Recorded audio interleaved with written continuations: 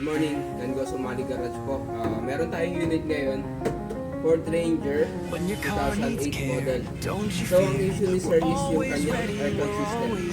Ang history po nito is nagpa-refill siya last week, the previous day, ng Freon 1348. So hindi po siya nag-last ng day, kinabukasan wala na po. So dinala po dito yung unit ni sir for inspection ng AC system niya.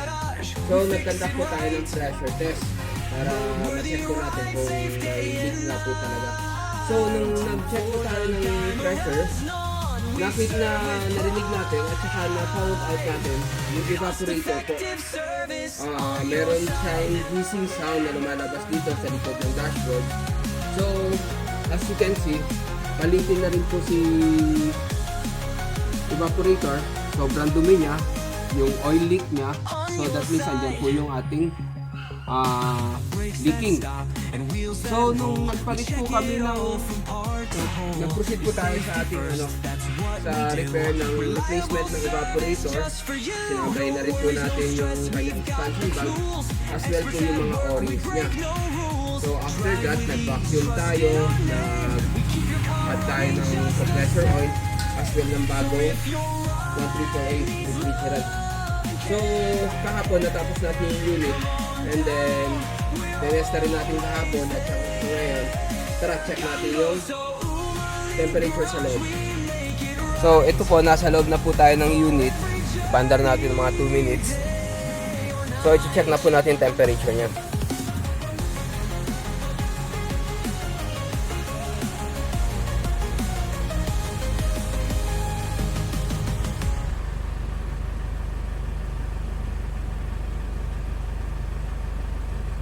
Maabot ng 10.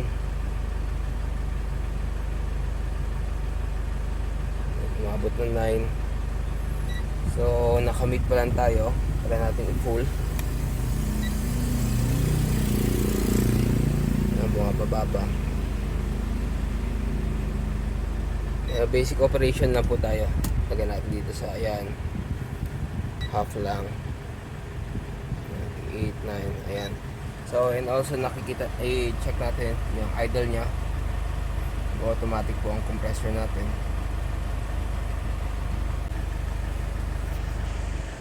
Ayun, nag-automatic.